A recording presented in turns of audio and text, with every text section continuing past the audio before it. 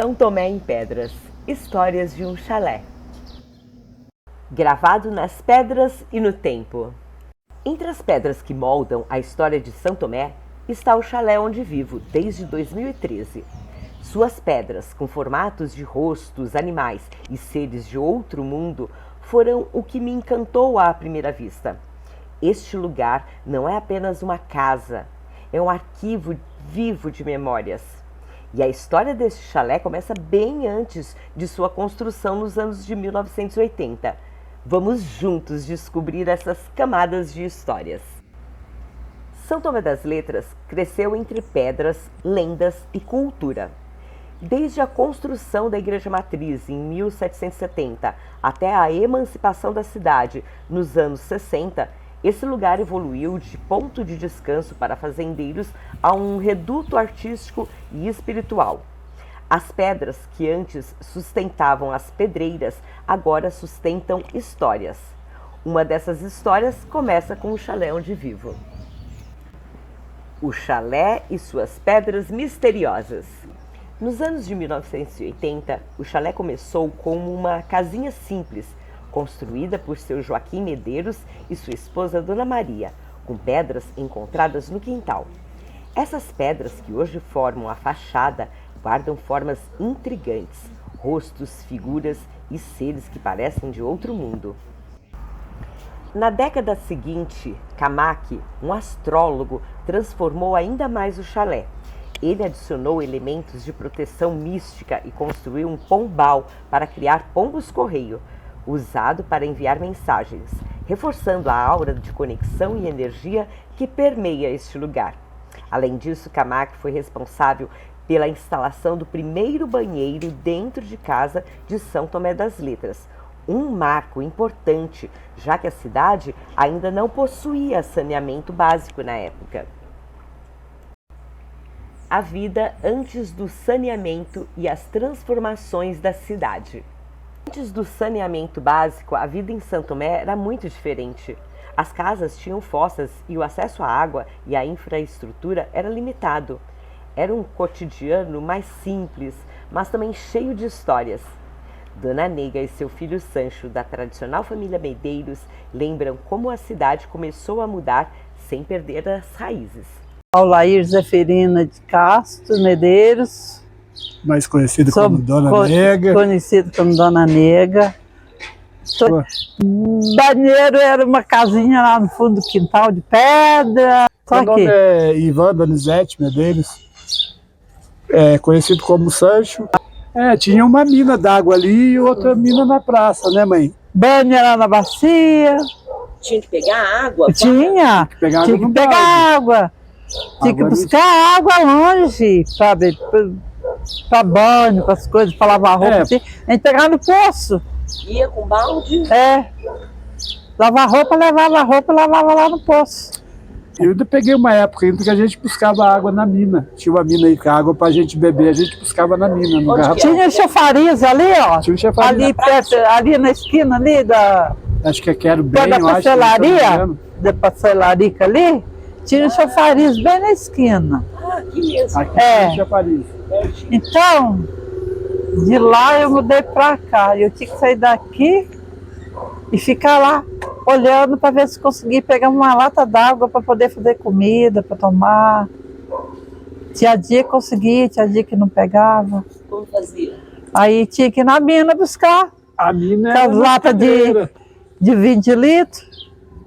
Enchia de água, punha na cabeça, lá no ombro e trazia. Era duro. Ia lavar roupa, chegava em casa, voltava para buscar água. Era uma luta, então. Era luta. Eu carreguei lenha para burro na cabeça. Muito. Levantava cedinho, ia no mato, trazia 2 feixes de lenha, juntar com a turma, sabe? Gente. A festa de São João, organizada pela família Medeiros, é uma tradição que atravessa gerações e mantém vivas as histórias dos tempos passados. É um prazer para o Padre Robson estar aqui com vocês, dando a bênção, né, para esse momento festivo, porque pelo jeito é tudo frio aqui, é isso? essa festa da rua aqui começou lá na igreja de Rosário, né, mãe? Foi. Na casa da minha avó. É, por causa do pai deles, né? Fazia a fogueirinha. A fogueirinha pequenininha. Fazia uma fogueirinha, um quentão, para esquentar, que é época de frio, né? E daí por Quentão, diante. pipoca, era quentão e pipoca. Quentão e pipoca. É, quentão, Quentão depois pro começou povo, pipoca pipoca para as pras crianças.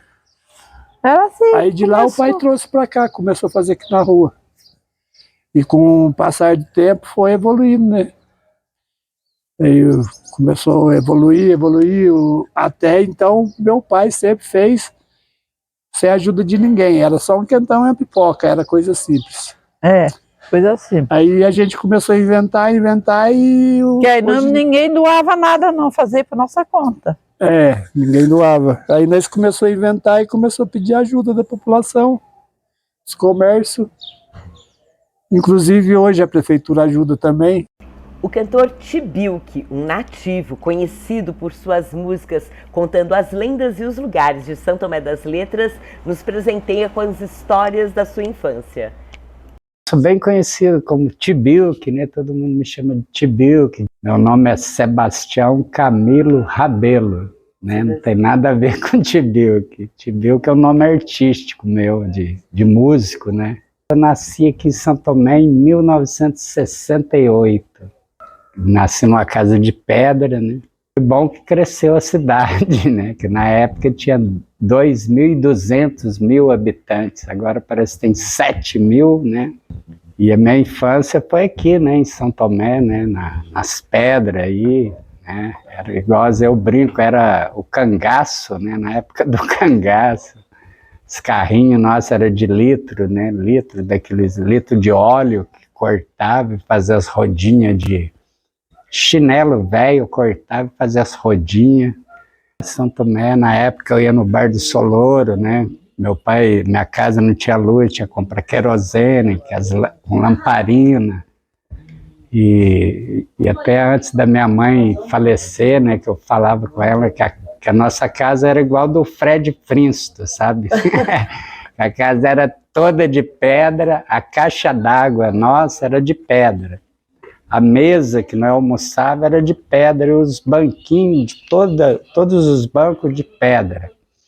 E o fogão também era de pedra da minha mãe, né? E a cama que nós tinha era de pedra com os colchão em cima. Então, resumindo, era tudo pedra. A água vinha pelo chafariz, né? Que vinha água... Vinha lá da Serra do Alaor, lá atrás daquelas pedreiras, vinha a água que caía numa caixa d'água, mais ou menos nesse lugar, que aí a água ia para os chafariz. Aí todo mundo ia minha mãe ia com as latas d'água para ficar na fila para pegar água. Isso era água para beber e para fazer comida, né, que era precário, né? E tinha os poços ali onde que o posto de gasolina chamava, que o poço que a galera pegava água chamava Querebem. Todo mundo ia lá, jogava aquela lata e trazia água. A melhor água de São Tomé está ali, onde que é o posto de gasolina. E aqui em cima tinha um poço também, ali até perto da sua casa. Lá que era o poço do Picu, né, que eles falavam, que o pessoal também ia pegar água lá nesse lugar, né, para lavar roupa. E São Tomé, eu lembro que descia a água aqui, corria dentro da cidade, a água que ia lá, que não tem mais, né, que era escorredeira, terminou a escorredeira. E, né, que São Tomé tinha os casarões, né. Aí eu lembro mais ou menos quando chegou a luz em São Tomé, em 1974, né, quando chegou assim, mais no centro, era só o quarteirão da praça que tinha luz, né? As primeiras televisão que chegou, preto e branco, né? Você lembra? É, eu lembro mais ou menos que eu assisti lá no Solouro, que tinha TV, que todo mundo tinha que ficar em silêncio a hora do filme ou da novela, podia conversar só no intervalo, né? Todo mundo e assistia todo mundo, é tipo um cineminha, né? Mas um dos primeiros que teve a TV em São Tomé foi farmacêutico. Sou Guaraci, que teve a primeira TV, que todo mundo foi assistir a Copa do Mundo na época, né? Foi, Que ano? acho que foi a Copa de 72, mas a televisão dele era a motor, gerador. Agora a energia chegou em 1974. Ele que foi o cara que teve a primeira TV em Santo Tomé, daquelas grandonas de válvula. E foi assim, aí que chegou a energia, que o pessoal começou a comprar televisão, geladeira, que era uma novidade para a gente, né? Em 1977, que meu pai comprou a primeira televisão para nós. Foi da época do Sítio do Pica-Pau Amarelo que eu assisti, que era preto e branco, mas era, né, uma coisa de outro mundo. E as telas na época, não tinha TV colorida, mas tinha uma tela que punha assim na TV, que ficava um pedaço da pessoa azul, outro cor-de-rosa, outro verde. Essa é a televisão colorida. E São Tomé, e aí também pertencia a Baipendi, né, na época. E era precário São Tomé, para ver o pão, para cá vinha de Baipendi, vinha nos caminhões de pedra, que chegava lá no Solouro, que é uma das vendas mais antigas de São Tomé, né? Que agora é do Tieli, né? Aí que chegava o pão, aí ele falava assim, ó, só 5 pão para cada família. Você não podia comprar 8 pão, que ele não vendia, era 5 para dar para todo mundo da cidade. A chegada dos hippies e os primeiros movimentos alternativos. Nos anos de 1970, São Tomé começou a atrair os primeiros hippies que buscavam na cidade uma conexão com a natureza e a espiritualidade. Eles trouxeram não só suas ideias, mas também transformaram o cenário local com barzinhos, simples, músicas e artesanato. Esta energia alternativa foi a base para a chegada dos astrólogos, ufólogos e outros movimentos que consolidaram São Tomé como um centro místico. Nos anos 70 chegou os hippies em São Tomé. Na época dos hippies mesmo, né? Tinha um acampamento aqui na Toca do Leão, onde tinha todas as noites, assim, era roda de violeiro, né? Era fogueira e rolava o chá para todo mundo, né? Todos os tipos de chá e violão, e não tinha nada elétrico na época, era flauta, gaita, violão e voz, e formava uma roda, todo mundo acampado. Eu tenho que fazer uma música. Aí eu fiz a primeira música de São Tomé nas rodas, eu tocava só uma música, mas tocava umas 5 vezes, né? Foi aquela, em São Tomé tem as suas lendas, tem as cachoeiras e tem o carimbado que fica aqui do lado. Se você não sair no Machu Picchu, você vai ficar muito pucho, sabe? Pucho. E muito pucho! Começa a ter os festivais, né? Que festivais é um incentivo para você criar música nova, né? Aí eu comecei a tocar e surgiu o Bar do 2 da época, né? Já vinham os músicos, foi quando eu encontrei, né? Conheci o Ventania em 1982. Aí depois em 1999, que nós começamos a fazer um som junto. Aí ele gravou o CD dele, Só para Louco, aí ele falou, tipo, vamos gravar um segundo CD junto. Aí nós gravamos Ver para Crer, que tem Ai Lourdes, Quebra Tudo, Chama Nasa, São Tomé. E aí o Ventania pôs 2 músicas no meu CD para me dar uma força para completar o meu CD, para não ficar com poucas músicas, né? E foi chegando. Foi chegando os hippies, Foi chegando, aumentando casa, aumentando casa. É, o Ventania mesmo, que é o nosso ídolo aí da cidade aí. Ele chegava aí, ele vinha aqui em casa aqui, tomava um leite com nós, a gente vendia leite, né? Comia leite com angu aqui dentro de casa. Foi aumentando aos poucos, né? É, hoje em dia tá... Agora de uma chegava maneira- um bando de uma vez e ia matar de susto, não ia? É, mas as festas antigamente que Foi. começou a chegar, antigamente chegava mais, aqui não era nem turista, né? Era bicho grilo, era hippie. Qualquer um que chegava era hippie. Hippie. Era denominado hippie. Se você tivesse chegado, era hippie. Não tá sendo bom? Bom, o turismo é uma ótima fonte de renda pela cidade. Eu lembro quando fez a Casa da Pirâmide, né? Você lembra? Lembro quando começou a construção e até o início e o fim, né? Até agora, né? Começou aí a mulher do Lino, né? A Patrícia, que teve a ideia de fazer ela no formato de um escorpião por causa do signo dela, que ela era escorpiã. Ela fez a cabeça e aquele rabo da pirâmide que forma um escorpião. Lembro, isso foi em 1977, 70 e pouco, né, que chegou os hippies em São Tomé, chegou muito hippie. Aí eu lembro que a minha mãe ficava meio preocupada, falou, cuidado, não fica perto dos hippies, sabe? Eu falei, por quê? Oh, isso pode jogar uma fumaça, não sei, alguma coisa assim. Eles eram um outro tipo de hippies, né? Naquela época lá. Eu era muito jovem, eu não era criança. Agora meu irmão mais velho, o Chico, já ficou amigo dos hippies, já, né? E eles eram uma galera do bem, né? Sempre foram os hippies, assim. Eu lembro que eles já faziam as pulseirinhas, e na época não tinha nenhum tipo de artesanato em São Tomé. A única coisa que a gente tinha para oferecer para os turistas, não era turista, eram os hippies, era pedra de ramo com desenho, as pedras ramadas de São Tomé. Aí eu pegava as pedras e os hippies iam falar, hippie, espera aí. Aí o hippie parava e falava, você não quer me comprar uma pedra de ramo? Eu ficava mangueando os hippies. Aí eles falaram que eles tinham grana, mas eles falaram, vamos fazer uma troca, aí fazer uma pulseirinha e bem caprichada, e eu dava aquela pedra e eles me davam uma pulseira, assim. Nos anos 70, São Tomé das Letras se tornou um polo de mistério e curiosidade. Com sua energia única e a aura mística, a cidade atraiu não apenas os hippies, mas também estudiosos do desconhecido.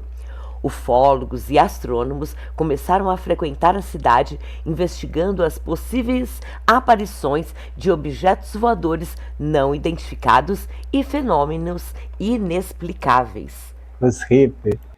E essa foi uma fase que começou a vir, né? O pessoal aí, depois do ufólogo, veio um senhor, né? O senhor Tatá, mas ele é oriental, Luiz de Noronha, né, que é o nome dele. Ele, o pessoal tem de tirar o chapéu do Sotatá, que o turismo, quem iniciou esse turismo em São Tomé, que até hoje, foi o senhor Tatá. Porque ele correu atrás de muitas inscrições rupestres que tinha em São Tomé, que o pessoal destruíram muitas inscrições, né? E ele veio atrás das inscrições, né, do ufólogo, dos discos, né, das aparições, que São Tomé é muito visto. Um dos eventos marcantes da época foi o avistamento da Mãe de Fogo, uma bola de luz que atravessou o céu e que muitos acreditam ter origem extraterrestre. São Tomé é um lugar onde o mistério nunca está longe da realidade. Eu mesmo já vi muitas luzes, né? Na minha época, que eu morava ali, minha mãe viu eles falam mãe de ouro, né? Aí a minha mãe viu uma bola descendo, ela estava com meu pai, e eles foi pro lado da pirâmide. A hora que eles foi perto, aquela bola levantou e naquele lugar ficou queimado, sabe? Aí foi uma primeira vez que eu vi, assim, eu era devia ter 6, 7 anos de idade, né? Não eu lembro dessa, ficou gravado, né? Isso foi uma coisa das antigas. Nos anos 80, São Tomé começou a aparecer em programas de TV, jornais e revistas, ganhando fama como a cidade mais mística do Brasil. Esse reconhecimento coincidiu com a construção do chalé, cujas pedras únicas e fachada artística refletem a essência da cidade. E eu voltando ao senhor Tatá, que ele estudou sobre isso, fez os livros, né? Ele também que foi o cara que foi atrás de... Na época não tinha internet, tinha muitas revistas, que São Tomé começou a sair na revista Terra, Manchete, todas essas revistas famosas, São Tomé começou a aparecer nas revistas. São Tomé das Letras, aí já veio... Nunca vou esquecer da Glória Maria, que veio a primeira repórter, fazer uma reportagem em São Tomé em 1981, falando da gruta que vai de São Tomé no Machu Picchu. Ela que fez essa reportagem no Globo Repórter, que a partir dessa reportagem São Tomé começou a vir mais gente.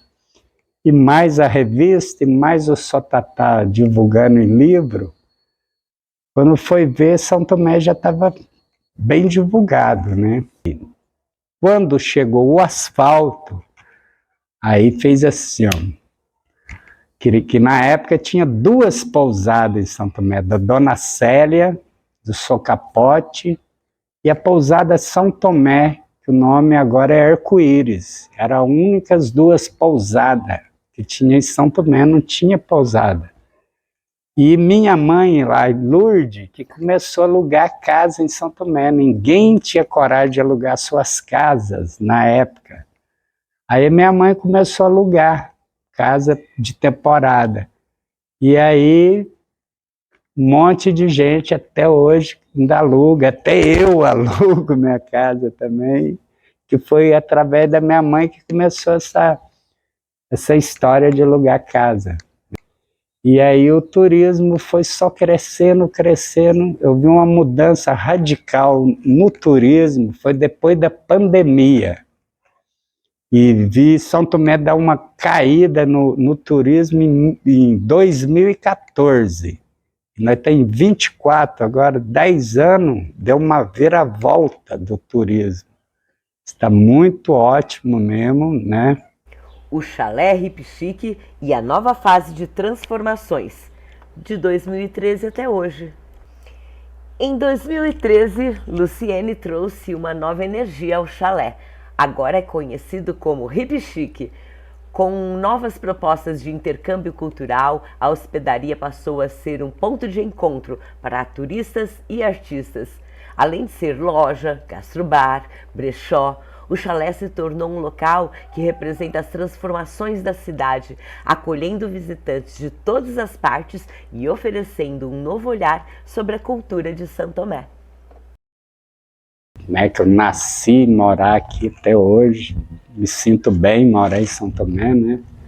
Conheço todo mundo, né? Desejo que todos venham para São Tomé, né? Venha conhecer esse lugar mágico, que tem muita gente que ainda não conhece. São Tomé das Letras é um lugar onde o passado, o presente e o futuro se conectam através de suas histórias, lendas e paisagens místicas. O Chalé Hip Chic é parte dessa trajetória, um espaço que acolhe, inspira e guarda memórias de transformação e encantamento. Venha viver essa experiência e se encantar com tudo que São Tomé tem a oferecer.